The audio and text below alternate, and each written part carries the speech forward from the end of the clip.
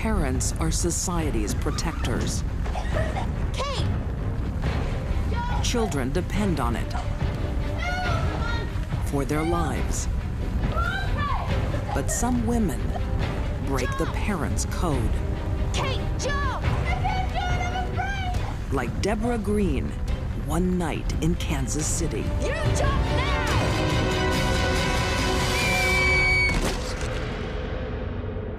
The victims were children who were innocent and depended on her to take care of them. She betrayed them.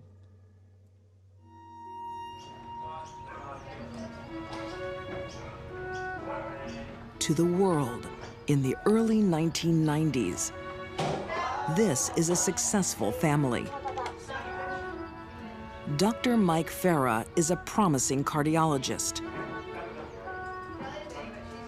Kids Kelly, Tim, and Kate are happy and confident. Their mom's a doctor too. Oncologist Deborah Green. But beneath the surface lies danger. I think most people would look at her and see Deborah Green as a successful oncologist, but she was perhaps tortured with issues involving alcohol abuse, mental illness issues, and emotional maturity issues. Deborah has been a straight-A achiever all her life. But medicine demands more than just smarts. No, this is not right. Deborah Green's biggest problem was Deborah Green. Deborah suffers severe mood swings, lashing out at colleagues and patients. Do it all over again. And when the lows hit, she turns to alcohol and narcotics to stop the pain.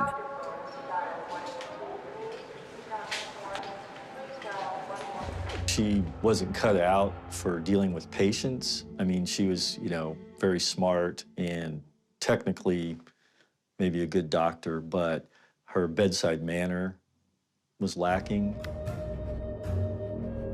Journalist Tony Rizzo investigated Deborah's fall. From valued doctor to ostracized clinician. She quit actively practicing medicine. She did some work like that involved, reviewing records and things like that, but she wasn't really involved with dealing with patients. The moods and the tantrums shut Deborah off from colleagues and family.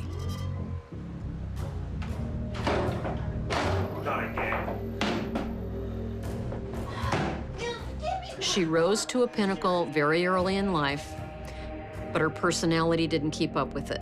Her self-discipline didn't keep up with it. Her self-control was never there, and it started to fall apart. What are you doing on this place? It's a pigsty. Oh, God. Husband Mike finds her drunk once too often. He threatens to leave and starts an affair. Everything Deborah has is slipping through her fingers. Her career, her prestige, her husband. So she starts planning retribution with a deadly poison. She used ricin, which she obtained from seeds of the castor plant, which is an ornamental plant. And it was apparently crushed up and put into the food that she served him. Want some? Yeah, thanks. What's else soup? Chicken. Ricin is probably one of the top 1, 2, or 3 most toxic substances that are naturally derived on Earth. There's so much pain and suffering associated with ricin poisoning. This is a death that punishes. Within hours, Mike Farah's body will react violently. The toxin attacks all the cells that line the gastrointestinal tract, the esophagus, the stomach, the small and large bowel, if it makes it that far. The person becomes rapidly dehydrated, they have terrible abdominal pain, and then rather rapidly their blood pressure will drop, their heart rate will increase, and unless they get supportive medical care, they're going to die. But Mike is not the only person on Deborah's hit list. Can't imagine how frightening, terrifying, few moments that was for the children.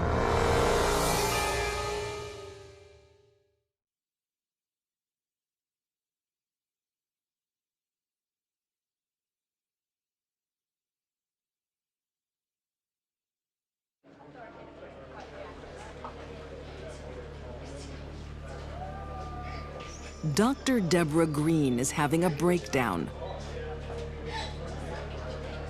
She has a history of depression.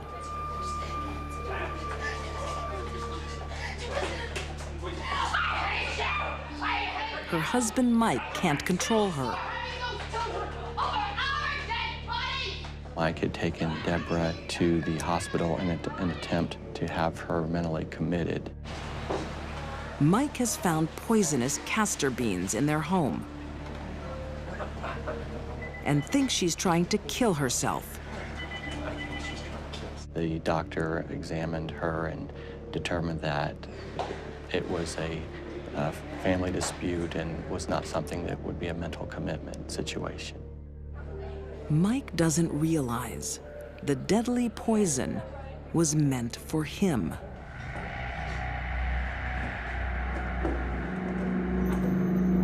It's the reason he's been so sick lately.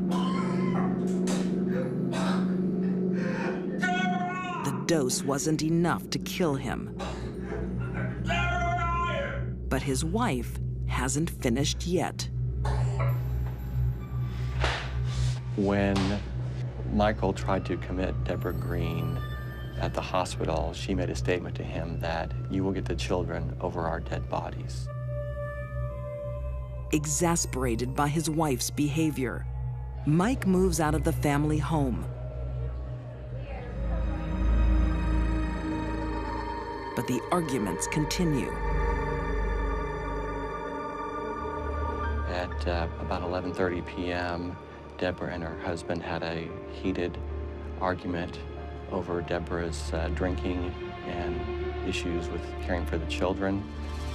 Mike threatens to take the children, and Deborah snaps. Deborah's need to punish Mike superseded any love she might have ever felt, if she ever did, for her own 3 children. The best way to hurt Mike was to kill the kids.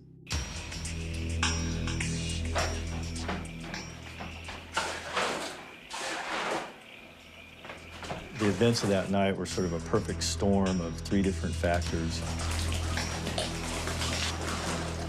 She obviously had some mental health issues that had not been addressed. When you put on top of that the heavy consumption of alcohol, and then the angry relationship,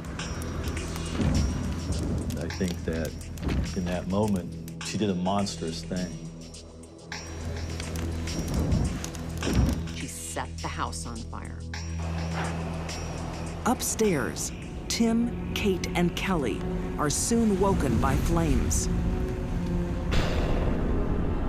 Her son, Tim, got on the intercom and asked what he should do during this fire. And Deborah Green told her son to remain in his room and wait for the professionals to arrive.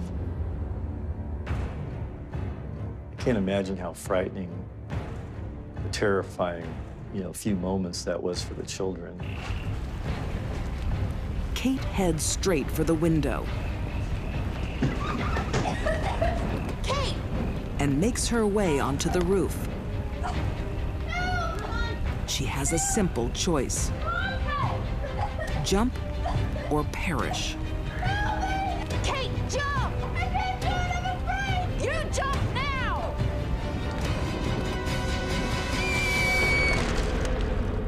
son stepped aside and the daughter landed on the ground. It's very hard to understand why someone would kill their children, but you have to remember that the women that would think that murder's the only answer aren't thinking right to begin with. Right, it's a two-story building. It's almost completely in flames now. We need you guys Police here now. arrive, along with Mike. What's going on? What's going on? Who are you, sir? But it's too late. I've got to get the children. Please. I've got to get my kids. Lying dead in their bedrooms, where Mom told them to wait, are 13-year-old Tim and 6-year-old Kelly. One of the most gut-wrenching scenes was seeing the picture of the little girl, the 6-year-old. When they found her body, she was basically curled up on her bed in kind of a fetal position, but, you know, looked like she was sleeping.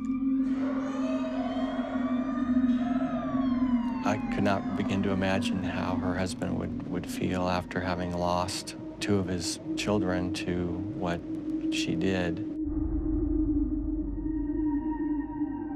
A lot of people were affected by this case. It's just so shocking to have a situation where you have a mother that's capable of doing something like this to her own children. The fire investigators found 4 different points of origin of the fire. They determined that an accelerant was used and that the fire was intentionally set, that it was arson. Deborah is the prime suspect. She's charged with murdering her children, attempted murder of her husband, and aggravated arson. Found guilty on all counts. She's sentenced to 40 years. If Deborah ever did love her children, by the time she killed them, all of those feelings had long since died. The only thing that mattered in Deborah's life was making Mike pay for leaving her. She did a monstrous thing, but I don't think that necessarily means that she was a monster. But in this case, it was hard to not feel some anger towards her. And the victims were children who were innocent and depended on her to take care of them. And she betrayed them.